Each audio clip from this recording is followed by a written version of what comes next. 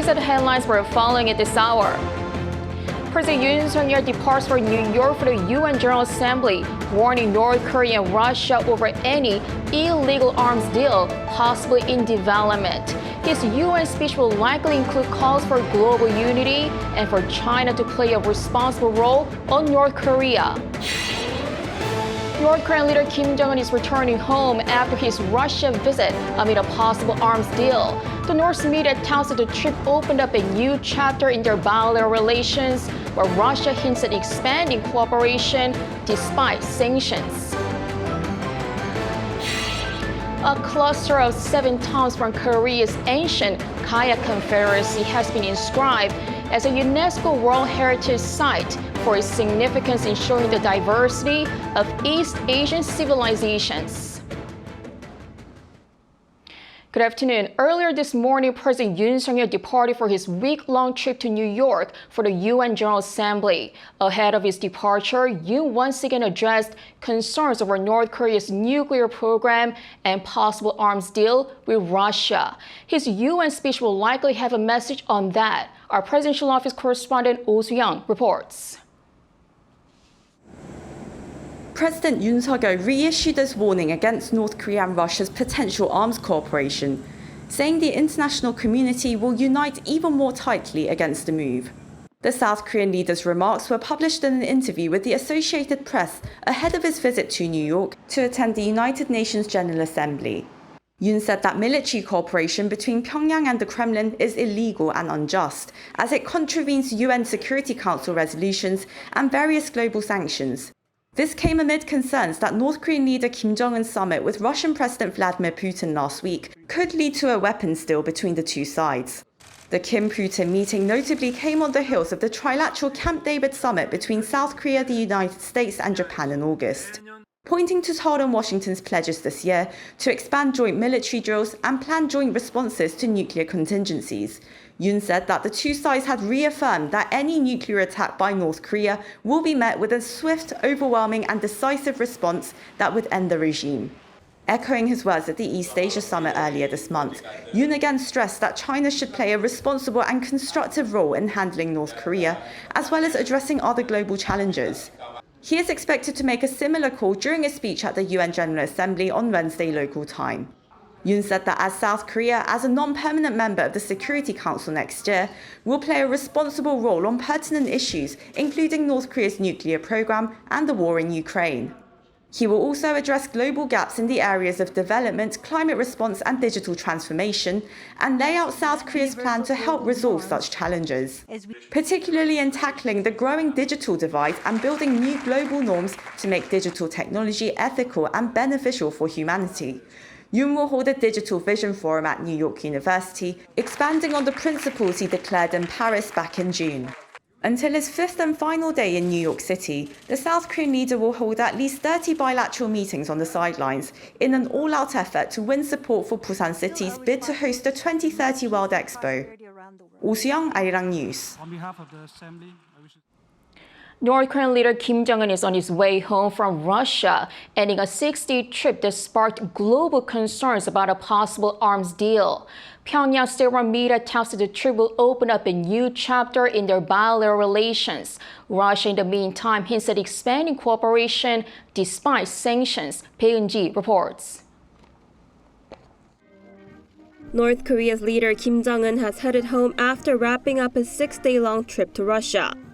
The North State media said on Monday that Kim successfully completed his trip and left Vladivostok on Sunday. It added that the visit will open up a, quote, new chapter in their bilateral relations. Amid signs of the two isolated countries strengthening military cooperation, the international community has voiced criticism that any arms deal between North Korea and Russia would be a violation of UN Security Council resolutions.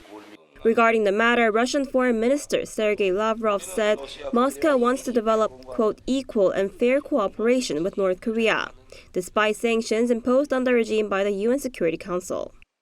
During an interview with Russia's state media on Sunday local time, he said it was the UN Security Council that imposed sanctions on North Korea, not Russia. This comes after the Kremlin earlier said it abides by UN sanctions, but that it has a right to develop relations with its neighbors, including in relation to sensitive topics. Kim Jong-un's trip to Russia was his longest foreign trip since he took power in 2011. He arrived in Russia last Tuesday and had a 5-hour meeting with Putin the next day. He then went on a tour of Russia's Far East, visiting key military facilities and inspecting weapons like nuclear-capable strategic bombers, hypersonic missiles, and warplanes before leaving on Sunday. An expert told Arirang News that Kim would want to gain technology to make leaps and bounds for not only his spy satellite program, but also for missiles. But he would likely want more military technology from Russia to continue to augment and refine North Korea's capabilities. And his visit was really a buffet line of military-related facilities in Russia that he may want to gain technology from. In the past 4 months, North Korea failed to launch a spy satellite twice and has earlier said that it will make a third attempt in October. South Korean and U.S. officials have been concerned about North Korea supplying artillery and weapons to Russia in exchange for satellite launch technology. Heun-ji, Arirang News. Top diplomats of the U.S. and China met up in Malta looking to stabilize the two countries' relations. Following what both sides called candid and constructive talks, Washington hints at a possible resumption of military communications. Lee Jae-myung has more. For 12 hours from September 16th to the 17th, U.S. National Security Advisor Jake Sullivan and Chinese Foreign Minister Wang held talks on the Mediterranean island nation of Malta. According to the White House, the meeting came as the two rival countries looked to responsibly maintain their relationship at a time of strained ties. In separate statements published by the White House and the Chinese Foreign Ministry on Sunday, the two held candid, substantive, and constructive talks during multiple meetings over the course of the 2 days. The White House said that the two sides discussed key issues in the U.S.-China bilateral relationship, global and regional security issues, Russia's war against Ukraine, and cross-strait issues, among other topics. Beijing, meanwhile, noted that the two sides conducted candid, substantive, and constructive strategic communication, focusing on stabilizing and improving Sino-U.S. relations. Meanwhile, a senior Biden administration official said that there are early signs that Washington and Beijing could resume military communications that have been severed over the past few years. However, Chinese officials did not comment on the issue of military-to-military communications resuming. However, the Chinese Foreign Ministry did say that both parties agreed to maintain high-level exchanges and hold bilateral consultations on Asia-Pacific affairs, maritime affairs, and foreign policy.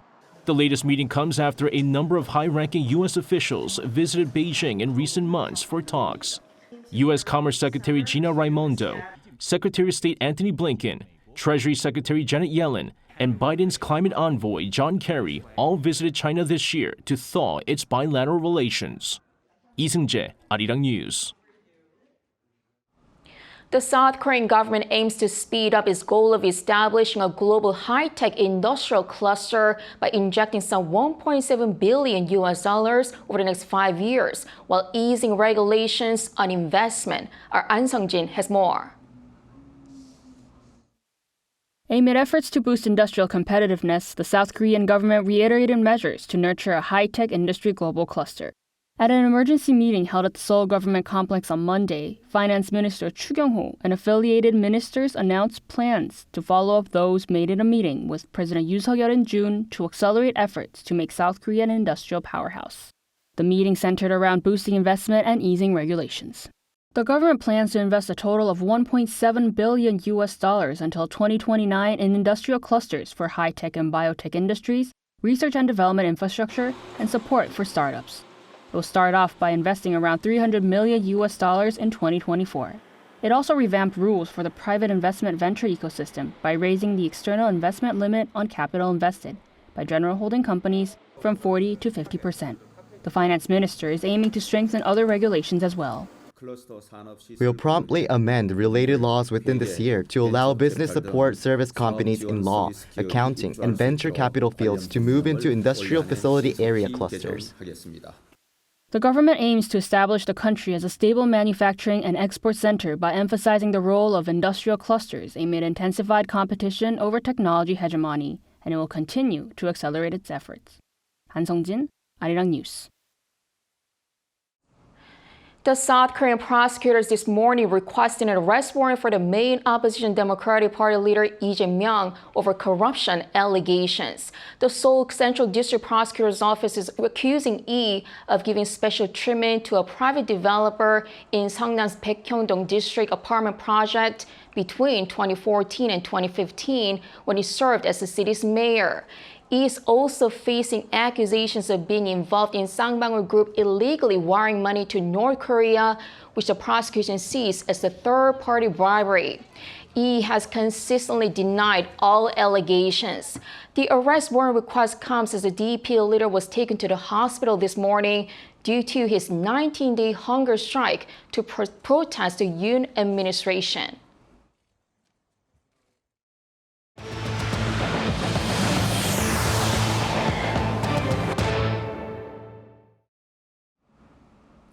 The Gaya tumuli, the Korea's ancient Gaya confederacy, have become South Korea's 16th site inscribed on UNESCO World Heritage List. The addition came in recognition of its significance in showing the diversity of East Asian civilizations. Shin Se-byuk has more. The Gaya tumuli, a cluster of 7 tombs from Korea's ancient Gaya confederacy, was inscribed on UNESCO's World Heritage Site list on Sunday. The decision was made during the 45th session of the World Heritage Committee held in Riyadh, Saudi Arabia. Gaya was a confederation that prospered between the 1st and 6th centuries in the southern and central regions of the Korean peninsula. The inscription comes after a decade-long effort which began when the burial mounds were put on a tentative list in 2013. In May this year, the tumuli were recommended for inclusion on the UNESCO World Heritage List by the International Council on Monuments and Sites, an advisory organization under UNESCO. The Cultural Heritage Administration said the latest edition recognizes the tumuli's outstanding universal value. The Gaya tumuli show the diversity of ancient civilizations in East Asia. They serve as evidence that neighboring countries could maintain horizontal relationships while maintaining autonomy. The cone-shaped burial mounds, which extend across the hills of Goryeo in Gyeongsangnam province, include burial accessories and items showing the Confederation's network of trade as well as shared cultural commonalities.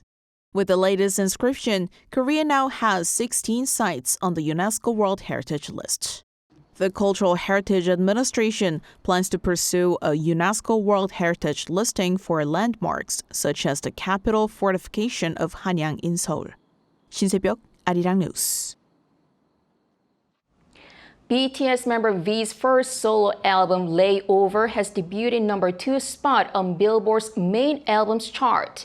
With the latest ranking on Billboard 200 chart released on Sunday, V now joins his fellow bandmates Jimin and Suga for the highest position on the chart for a South Korean solo artist. In the week ending September 14th, Layover sold 100,000 equivalent album units, with 88,000 originating from physical album sales. The Billboard 200 chart ranks the most popular albums of the week in the United States. Staying on the cultural front, 2 classical music giants, conductor Chang and cellist Mischa Maisky, are performing together here in South Korea for the first time in over a decade. And their decades-long relationship makes the reunion on stage all the more special. Our culture correspondent Song Yoo-jin has the story. They say behind a successful student, there is a great teacher, like cellist Chang and Mischa Maisky. Chang serves as the artistic director and chief conductor of Norway's Trondheim Symphony Orchestra and Opera, while Maisky is the only person to have studied under both the legendary cellist Mstislav Rostropovich and Gregor Piatigorsky. He's also the second cellist ever to receive the most outstanding foreign musician title from the Academy of Santa Cecilia, one of the world's oldest music institutions. The two are performing together in Korea for the first time in 11 years. But their story dates back even further to 1992. Maisky invited Chang to his masterclass in Siena after seeing a video of her playing the cello. That's when I realized that a musician is the one who brings music to life. And sheet music is not just notes on paper, it holds the composer's spirit. Mr. Maisky made me see that notes are not everything to music. In 1994, Chang made her debut as a professional musician by clinching the grand prize at the prestigious Rostropovich International Cello Competition. Her interests eventually expanded to conducting, and since 2007, she has been working as a conductor. Throughout these years, Maisky has remained her biggest supporter, calling her his one and only student. She loves and enjoys what she's doing, and on the other hand, of course, it's kind of a pity that she had to sacrifice, in a way, her fantastic cello career. I respect her decision and totally support her. This time, Chang and Maisky are playing the works of Dvorak and Beethoven, composers who hold special places in Chang's heart. Mr. Maisky showed me what it means to be a musician. I played a Dvorak piece at the Rostropovich International Cello Competition. And Beethoven is the one who made me want to dive into the world of composing. So this literally little girl, a young child, transformed into something completely inexplicable, unimaginable, and my feeling remained the same. I'm always, every time we have chance to be on stage together, it's just really very, very special. An extraordinary reunion of a teacher and a student, bound by their love for music. 송유진, Arirang News.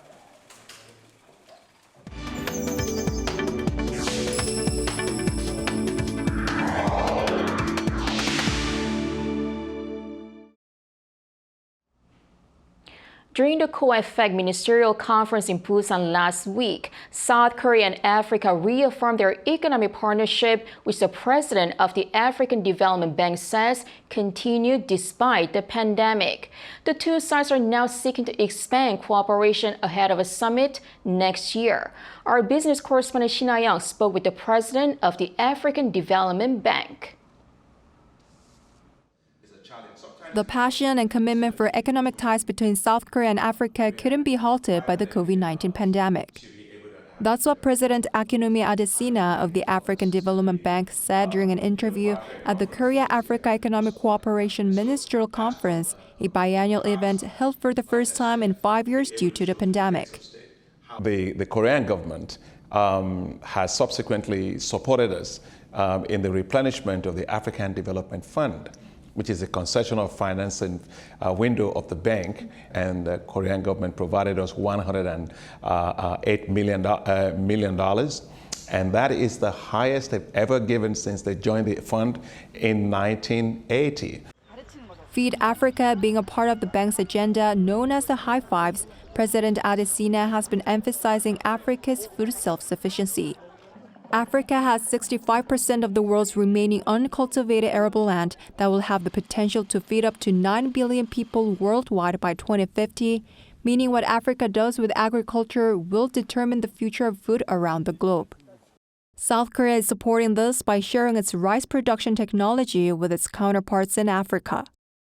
And I'm very excited about the Korean Rice Belt initiative, in which the Korean government is providing high-yielding varieties, agronomic practices, and other types of technical support to 8 African countries to be able to produce rice. Africa imports about $6 billion of rice every year, so if we're able to produce a lot of rice, we can conserve foreign exchange and also make sure that we create a lot of jobs in rural areas.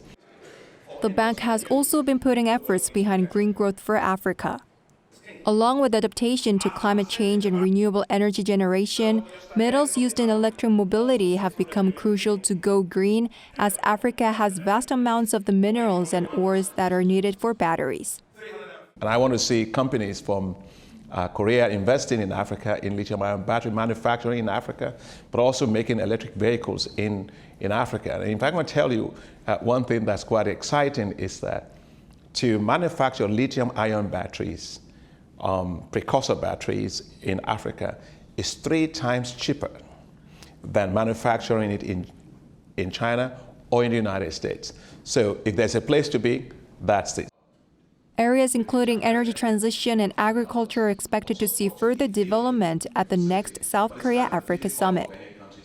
Korea-Africa Energy Investment Framework, which is actually a co-financing facility that is providing $600 million of co-financing with the African Development Bank, will go a long way in helping us towards that. So I'm hoping that for the Korea-Africa summit next year, we'll be able to show to the heads of state how we are scaling up together renewable energy in Africa.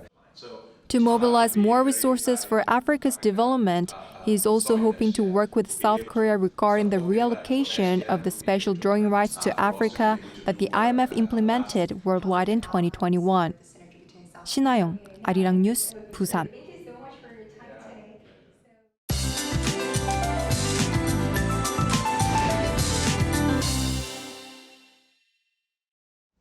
Good afternoon. The September heat wave continues with afternoon temperatures going 2 to 4 degrees higher than norms.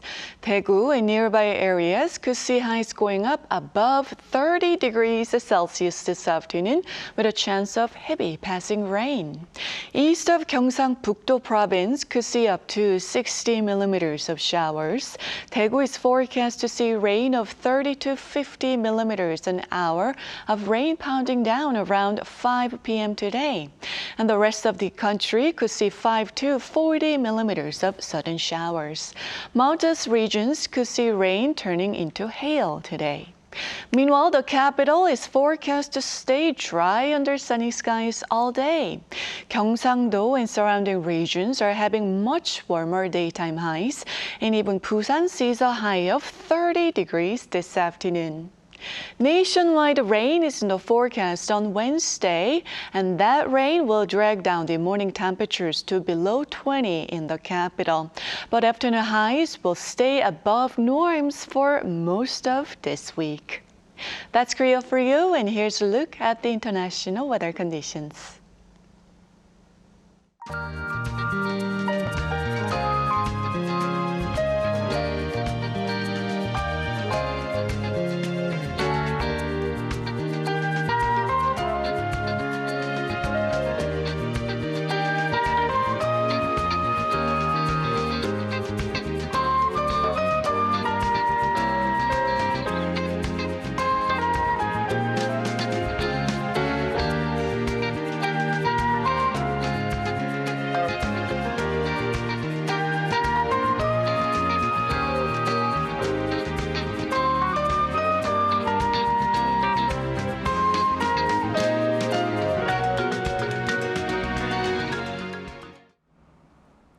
I'm sure many of you need coffee to get through work, but coffee now seems to be a new essential for many students, as young as the 6th and 7th grade. Many of them drink coffee to stay awake at cram schools that often last until very late at night. There's so many shops around those hagwons, and the new trend is cheap and large-sized coffees. But a 20-ounce Americano contains nearly double the recommended dose of caffeine for the average teenager, possibly causing concentration crashes and hampering development. All this defeats the purpose of a law that bans sales of high caffeine drinks in schools, with more efforts perhaps needed. That is all for today. Thanks for watching.